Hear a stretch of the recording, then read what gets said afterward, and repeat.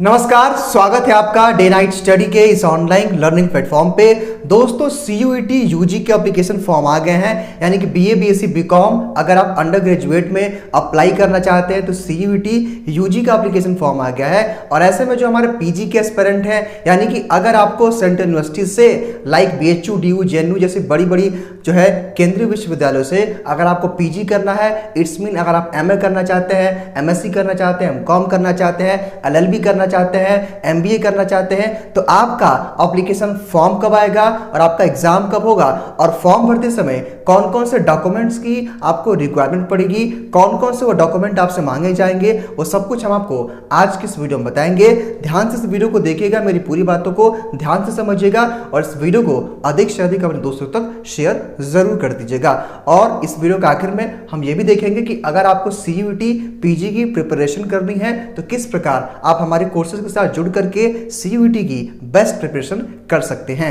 दोस्तों यहाँ पे एक आर्टिकल आया है, हालांकि मैंने कई सारे वीडियो में आपको बता दिया है कि जो CUET का जो एग्जाम डेट है, क्योंकि आज के इस वीडियो में सबसे पहले हम आपको बता देना चाहते हैं कि फॉर्म कब आएगा, एप्लीकेशन फॉर्म और एग्जाम कब होगा। उसके बाद हम आपको बताएंगे कि वो कौन कौन से इंपॉर्टेंट डॉक्यूमेंट है जिनकी रिक्वायरमेंट पड़ेगी जब आप CUET का फॉर्म भरेंगे। क्योंकि दोस्तों हमने लास्ट ईयर देखा है कि बहुत सारे बच्चों का जो है डॉक्यूमेंट नहीं था, उसके अभाव में उनका एप्लीकेशन फॉर्म रिजेक्ट हो गया और उनको लास्ट में क्या हुआ, जब वो यूनिवर्सिटी में काउंसलिंग के लिए गए तो वहां पे भी आप उनको कई सारी मुश्किलों का सामना करना पड़े। तो आज के इस वीडियो में मैं आपको सारे डॉक्यूमेंट्स बताऊंगा, उनको बनवा लीजिए अगर नहीं बना है तो, अगर बन गया है तब तो वेल एंड गुड है। तो सबसे पहले अगर हम बात करें, आप लोग जानना चाहते होंगे कि सर CUET पीजी का एप्लीकेशन फॉर्म कब आएगा, तो यहाँ पे मैं आपको एक एक्सपेक्टेड डेट बता सकता हूँ और हालांकि उसी के आसपास आएगा भी, ठीक है। तो मैं आपको बता देना चाहता हूँ जो CUET का जो आपका पीजी है, इसमें आपके CUET में MA MSc, जैसे MA में आपके कई सारे कोर्सेज आते हैं। MA में psychology, sociology, history, polity, geography, Hindi, English, सारे कोर्सेज आपके MA में आएंगे।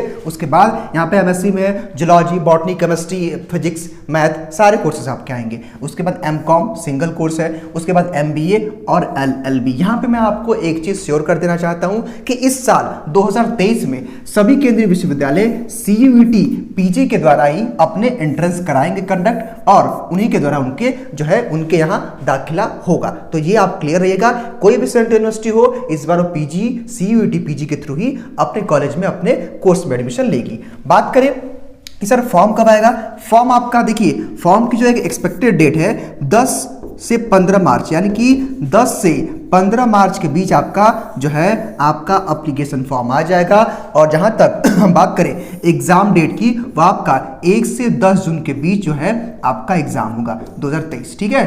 तो ये थी आपके लिए कि आपका एग्जाम कब होगा, 1 से 10 जून के बीच, ये श्योर है। अलग अलग स्लॉट में होगा, किसी का सुबह, किसी का शाम, किसी को दोपहर को, हालांकि वो बातें आपको आगे बताई जाएंगी। उसके बाद अगर हम बात करें तो 10 से 15 मार्च के बीच आपका फॉर्म आ जाएगा। चूंकि दोस्तों सबसे इंपॉर्टेंट क्या है कि जब आप फॉर्म भरेंगे तो भाई कौन कौन से डॉक्यूमेंट्स की रिक्वायरमेंट पड़ेगी, ये जानना आप सबके लिए काफ़ी ज़रूरी है। क्योंकि अगर यहाँ पे आपका डॉक्यूमेंट प्रिपेयर नहीं है तो आप अपना वो डॉक्यूमेंट्स प्रिपेयर कर सकते हैं। देखिए इसको समझिएगा ध्यान से, इसके लिए मैंने आपको स्पेशली आपके लिए एक स्लाइड बनाई है। देखिए यहाँ पे कौन कौन से वो डॉक्यूमेंट्स हैं, इंपॉर्टेंट डॉक्यूमेंट्स हैं जिनकी रिक्वायरमेंट आपको पड़ेगी जब आप CUET पीजी का फॉर्म अप्लाई करेंगे।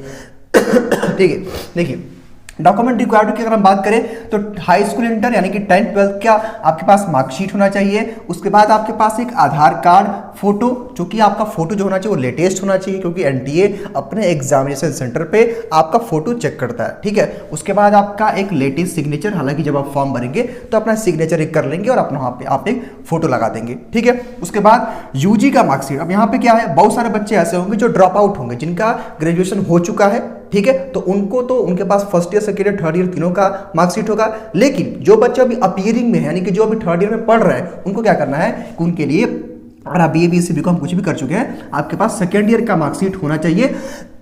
इनकेस अगर आपके पास सेकेंड ईयर का मार्कशीट नहीं है तो आप क्या कर सकते हैं कि आपका रोल नंबर होगा, उससे भी आप काम चला लेंगे जब आप एप्लीकेशन फॉर्म भरेंगे। तो उसके बाद सबसे इंपॉर्टेंट आता है, बहुत ही मस्त इंपॉर्टेंट है, क्योंकि यहां पे बच्चे हो जाते हैं कंफ्यूज, इसको आप ध्यान से समझिएगा। देखिए यहां पे बताया गया कि कैटेगरी सर्टिफिकेट, इसका मतलब क्या होता है ना कि भाई आपका जो है कैटेगरी, किस कैटेगरी से आप बिलोंग करते हैं, यानी कि आप ओबीसी से हैं, एससी से हैं, एसटी से है, जनरल से है, ईडब्ल्यूएस से है, पीडब्ल्यूडी से है, ये आपका बहुत इंपॉर्टेंट है। और यहाँ पे मैं आपको एक चीज़ बता देना चाहता हूँ, यहाँ पे मैंने विशेष तौर पे लिखा हुआ है और इसी को लेकर के बच्चे हो जाते हैं परेशान और उनको जो है कोर्ट कचहरी के चक्कर लगाने पड़ते हैं। मैं यहाँ पे आपको बताना चाहूँगा कि जो आपका, मान लीजिए कि आप ओबीसी कैटेगरी से बिलोंग करते हैं, आप एससी से बिलोंग करते हैं, एससी से बिलोंग करते हैं, एसटी से बिलोंग करते हैं, ईडब्ल्यू से बिलोंग करते हैं, पीडब्ल्यूडी से बिलोंग करते हैं, ठीक है। चूंकि जो हमारे जनरल की कैटेगरी के जो अभ्यर्थी हैं, अगर आप जनरल कैटेगरी से हैं, अगर आप अनरिजर्व में आते हैं तो आपको किसी भी टाइप का कास्ट सर्टिफिकेट आपको नहीं देना है, यानी कि कास्ट सर्टिफिकेट, जाति प्रमाण पत्र आपका नहीं लगता है। लेकिन अगर आप ईडब्ल्यूएस हैं तो आपका लगेगा। लेकिन यहाँ पे विशेष ध्यान क्या देना है कि आपका, देखिए मान लीजिए कि आप ओबीसी हैं, देखिए दो तरह के सर्टिफिकेट होते हैं, एक आपका स्टेट लेवल बनता है, ठीक है, एक आपका स्टेट लेवल पे आपका बनता है और एक आपका सेंट्रल लेवल पे बनता है। यानी कि आपको स्टेट लेवल का नहीं, आपको सेंट्रल गवर्नमेंट का यानी कि केंद्र लेवल का आपको OBC, SC, ST, EWS, PW का सर्टिफिकेट बनवाना है। फिर से मेरी बात समझिए, दो तरह के, क्योंकि देखिए मान लीजिए कि आप यूपी के निवासी हैं, तो जब आप देखिए दो तरह के सर्टिफिकेट बनते हैं। अगर आप यूपी के निवासी हैं तो आप यूपी के लिए बनवाएंगे, ठीक है, यूपी के लिए आपने ओबीसी का सर्टिफिकेट बनवा लिया। लेकिन चूंकि आप सेंट्रल गवर्नमेंट की यूनिवर्सिटी में पढ़ना चाहते हैं, आप केंद्रीय विश्वविद्यालय में पढ़ना चाहते हैं, तो आपको सेंट्रल गवर्नमेंट का आपको अपना कास्ट सर्टिफिकेट बनवाना होगा।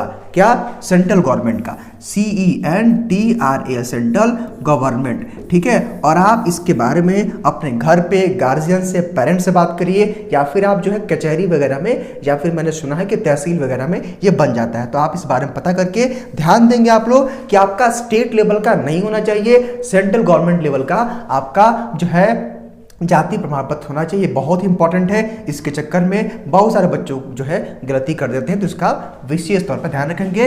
अनरिजर्व जनरल कैटेगरी को किसी प्रकार की कास्ट सर्टिफिकेट की आवश्यकता नहीं होती है। उसके बाद करें वेटेज सर्टिफिकेट, यानी कि अधिभार प्रमाण पत्र का सर्टिफिकेट। इसका क्या मतलब है कि मान लीजिए कि आपने एनसीसी किया, एनएसएस किया है, स्पोर्ट का आपका नेशनल लेवल पे आपने कोई गेम खेला है, या फिर आपके पास आपके पापा मम्मी भाई बहन कोई एम्प्लॉय है यूनिवर्सिटी के, तो उसका सर्टिफिकेट, या फिर अगर आप जम्मू कश्मीर माइग्रेंट हैं, अगर आप फ्रीडम फाइटर हैं, तो ये सर्टिफिकेट भी आपके पास होने चाहिए, तब आप अच्छे से फॉर्म अप्लाई कर पाएंगे। यानी कि दोस्तों ये सारा कुछ बहुत इंपॉर्टेंट है, ना हो तो आप इसका स्क्रीनशॉट लेकर रख लीजिए। यकीन मानिए जब आप फॉर्म आएगा तो आप हड़बड़ाहट में, आपके बहुत सारे डॉक्यूमेंट नहीं रहते हैं, तो आपको ये गलती नहीं करनी है। आपको ये डॉक्यूमेंट आज ही अप्लाई कर देने हैं, बनवा लेने हैं, ताकि बाद में आपको दिक्कत ना हो। बात करें कि अगर आप सीयूईटी के जो है पीजी कोर्सेज की प्रिपरेशन करना चाहते हैं तो किस प्रकार कर सकते हैं। देखिए दोस्तों, हमारे यहाँ एमए कोर्सेज के कुछ कोर्सेज चलते हैं, उसके बाद एमएससी के जूलॉजी बॉटनी केमिस्ट्री कोर्सेज चलते हैं हमारे यहाँ, एमकॉम का कोर्स चलता है, एलएलबी का कोर्स चलता है, और एमबीए का कोर्स हमारे जो है डीएनएस एजुकेयर ऐप पे हमारे यहाँ कोर्सेज चलते हैं। और इस समय आपको बता देना चाहता हूँ कि सबसे कम पैसों पे हमारे यहाँ प्रिपरेशन कराई जाती है। डेमो क्लासेस भी आपको हमारे चैनल पर मिल जाएंगे। अगर आपको प्रिपरेशन करनी है तो डीएनएस एजुकेयर ऐप को आप लोग प्ले स्टोर से डाउनलोड कर लीजिए और 6387986764 पे आप कॉल करके हमारे कोर्सेज के बारे में और भी जानकारी ले सकते हैं। हालांकि दोस्तों इस वीडियो को मैं खत्म करने से पहले आपको बता देना चाहता हूं कि आप चैनल को जरूर सब्सक्राइब कर लीजिएगा, ताकि आपको हर एक अपडेट सीयूईटी के रिगार्डिंग मिलती रहे। क्योंकि दोस्तों जैसे ही फॉर्म आएगा तुरंत हम आपको एक वीडियो के द्वारा बताएंगे कि आपको स्टेप बाय स्टेप किस प्रकार आपको अपना पीजी का एप्लीकेशन फॉर्म भरना है। तो फिलहाल दोस्तों आज के इस वीडियो को मैं यही समाप्त करूंगा। मिलते हैं आपसे अगले वीडियो में। Thank you.